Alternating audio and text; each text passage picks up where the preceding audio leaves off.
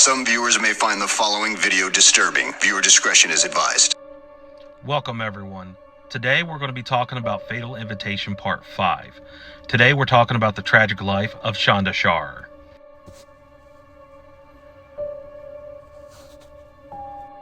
Now by April 12th, the hospital would discharge Lori Tackett for a second time of self-mutilation. And by September of 1991, Lori Tackett would actually drop out of high school. And it's said that after she would drop out of high school, she would quickly move out of her parents' house and would begin jumping from place to place, mostly staying from one friend's house to another friend's house. And by this time, she would run into Melinda Loveless. And it's around this time that the two started really bonding and just getting to know each other.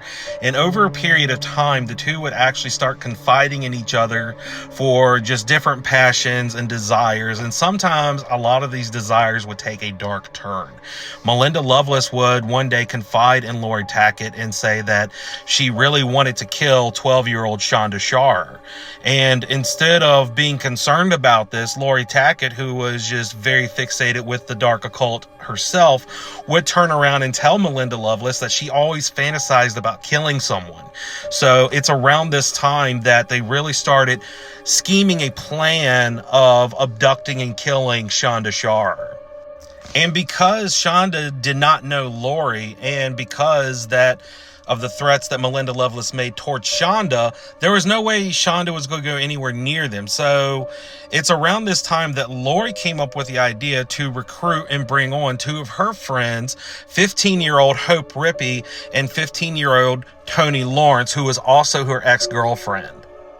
Now, 15-year-old Hope Rippey was born on June 9th, 1976. And if you remember, I had briefly talked about Rippey earlier in Lori Tackett's childhood.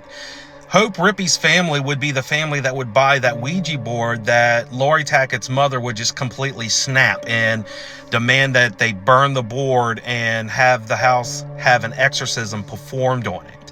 And it is said that early in her childhood, Hope Rippey had become really good friends with Lori Tackett.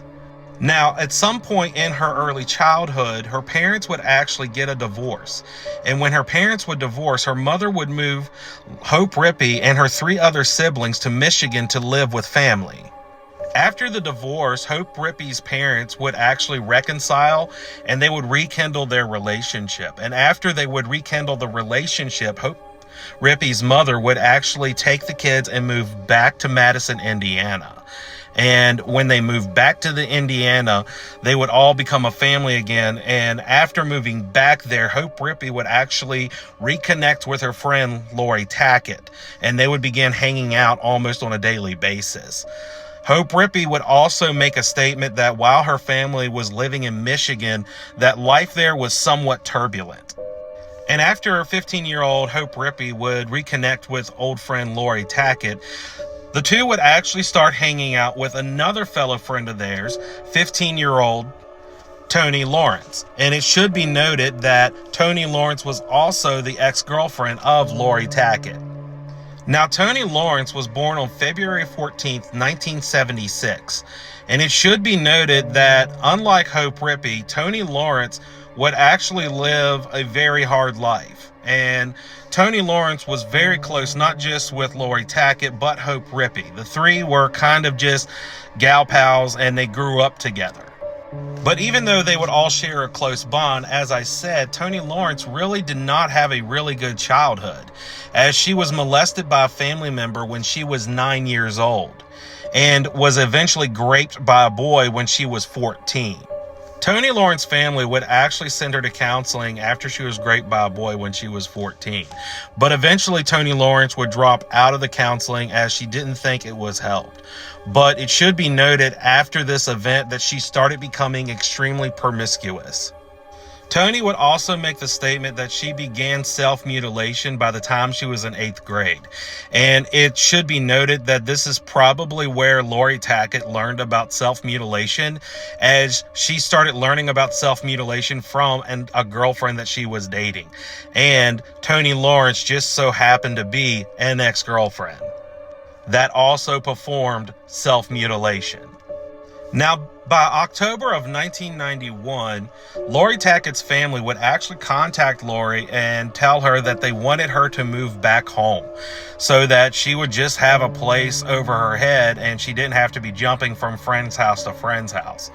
But Lori Tackett would actually retort and tell her parents that she would only come back home under the premise that her father would buy her a car.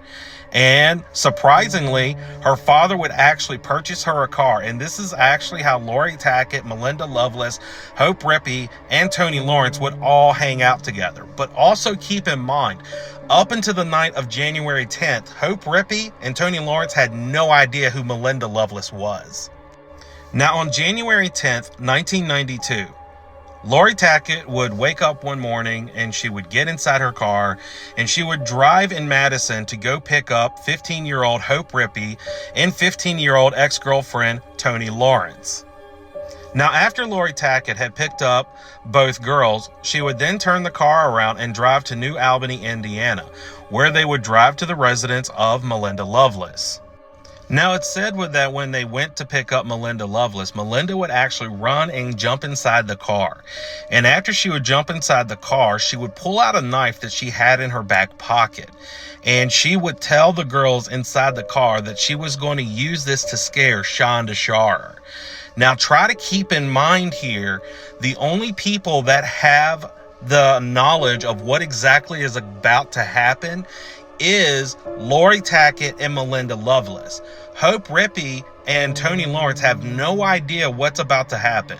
They have no idea what these girls have planned. And I want to make a side note here. There's going to be key points multiple times in this night that Hope Rippey and Tony Lawrence had prime opportunity to do the right thing, and they did nothing. I cannot stress that enough. Now, on this particular night, however, it would fall on one of the nights that Stephen Sharer actually had custody of his daughter, as it fell on one of the weekends for his visits. Now, even though Melinda Loveless knew where Shonda lived and knew the home of Jackie, she did not know, however, where Shonda's father lived. So while looking for Shonda Sharer, the girls would actually make a pit stop at a McDonald's in Jeffersonville. And they would walk inside the restaurant and they would begin asking all the employees about Shonda Sharer and would be giving brief descriptions of what she looked like. And unfortunately, some of the workers recognized who she was, and they unfortunately told the girls where her father lived. Now, the girls would arrive at Stephen Sharer's residence right before dark, and as they pulled up to the house, Melinda Loveless would then instruct Hope Rippey and Tony Lawrence to kind of get out of the car and walk up to the house and knock on the door, and instructed the teens that to tell Shonda that they were actually hanging out with a girl named Amanda Harvin, and would invite Shonda Sharer to actually come with them.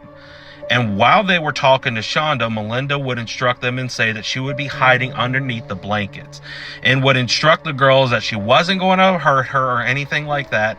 She was just trying to scare her for copying Melinda Loveless and stealing her girlfriend.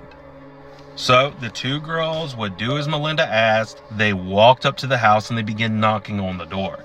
Eventually, Shonda Sharer would actually open the door and she would answer the door, to which both girls would ask, "We're looking for Shonda Sharer." And Shonda would actually answer the girls and she would say, "I'm Shonda Sharer," to where the girls would eventually tell her, "Listen, we're friends of Amanda Harvin."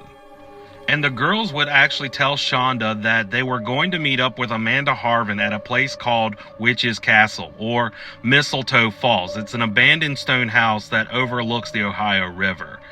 Shonda, who was reluctant to go, would tell the girls that she actually had a party to go to, but if they arrived around midnight, that she would actually sneak out and go with the girls to hang out with Amanda.